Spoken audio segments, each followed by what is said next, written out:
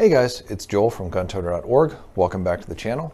Today we're going to be continuing our series on radio pouches for the Baofeng UV-5R F8HP, and we're going to talk today about the ITS Tactical 10-4 radio pouch generation 3. Now before we do that, I'm going to ask you to go down in the corner, like, subscribe, share. Also, if you go down into the description, you'll see a Patreon page. If you could support us monetarily, that would be awesome. I do buy all this equipment. None of this gets sent to me for free, and it does get expensive. So if you could help me out, that would be awesome, and I really appreciate it. So I'll give you a second. Go down your corner, do your thing. Time's ticking, and you're done. Time's up. All right. So ITS Tactical 10-4 radio pouch. I'm going to say off the top right now that of all the pouches that I have reviewed or that I'm going to review, that I have in the Q2 review, this is the most versatile, both in the number of ways you can wear it and also in the number of radios that it can fit. So that is its biggest strength, and there's also a weakness attached to that, which I will talk to in a little bit. But let's talk about the pros first. Like I said, very versatile as far as the different ways you can wear it. Not only can you obviously wear it on MOLLE like I have here, you can also wear it vertically on a belt. You can wear it horizontally on a belt, and it also has one wrap straps on the back, which allow you to wear it in a configuration where you can't either MOLLE it or run a belt through it, such as on the straps of a backpack, for example. In addition to the number of ways that you can wear it, this pouch is also not purposely designed for the UV-5R or specifically designed for the UV-5R. The original pouches were, but with the Generation 3, they decided they would expand it a little bit so that it can hold a wider number of radios. And if you go on their product page, you can actually read the dimensions of the largest radio it'll accept. And so you can work off of that to determine if it'll fit the particular radio that you need it for. So the versatility, easily the biggest positive. The other thing is, obviously, I really like the fact that it has the 90-degree limiter.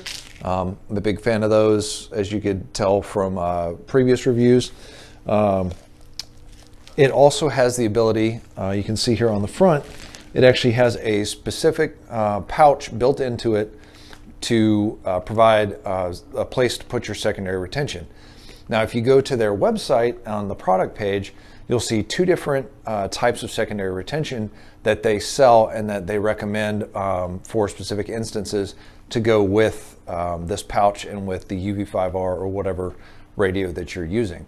So these pouches are specifically built to hold that retention, and I think that's a cool feature. Now, to the negatives, and bear with me because there's several negatives I'm going to discuss, but wait till the conclusion and I'll wrap it all together. The biggest negative, I think, especially if you intend to buy this pouch and wear it solely in a MOLLE configuration, is that it is very loose on MOLLE. As you can see here, it wobbles fairly badly. Now, that is a function of the way it was designed with the multi-mount system.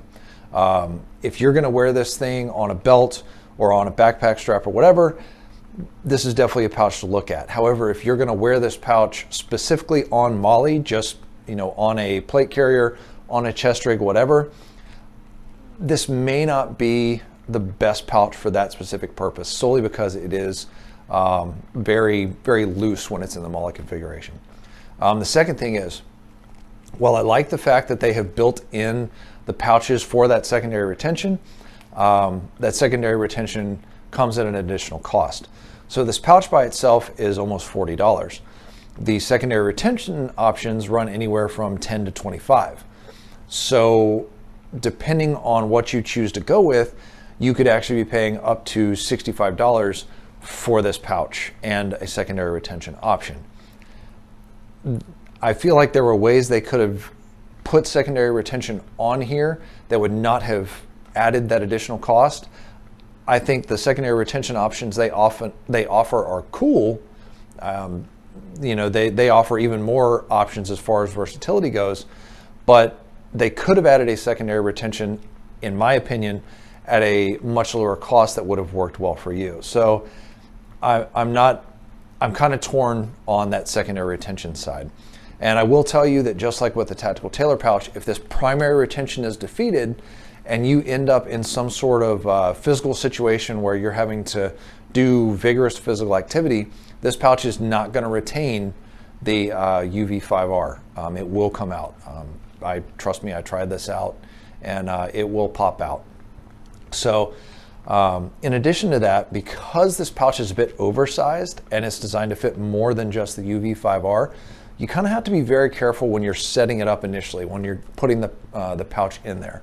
The way it's designed, if you don't pay attention when you're putting the radio in, you have the possibility of A, covering up your display screen, part of your keyboard, or B, and this would actually probably be worse, these bungee cords right here on the opposite side where the push to talk, if you're not very careful about how you arrange those, they can slip up and engage that push to talk. And as I've discussed in previous videos, according to the manual for the UV-5R BF F8HP, you cannot lock out the push to talk on the side. You can only lock out the keypad on the front. So that is something to consider.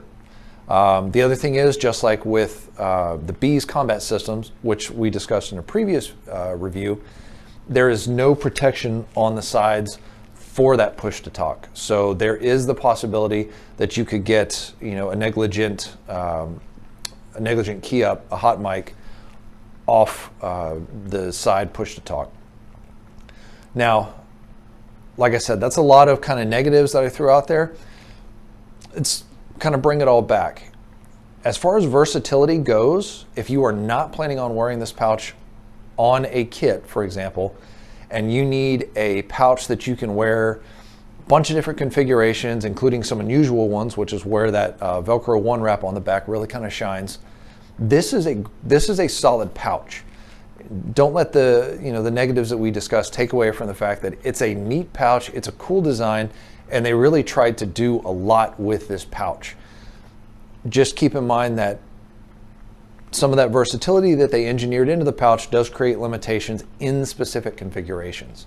So, as I've said, I can't tell you what pouch to buy. I can only give you the positives and negatives and then let you decide if it's going to be right for your situation. So, hope this was a useful review for you. If it was, down in the corner, like, share, subscribe. Those would be awesome.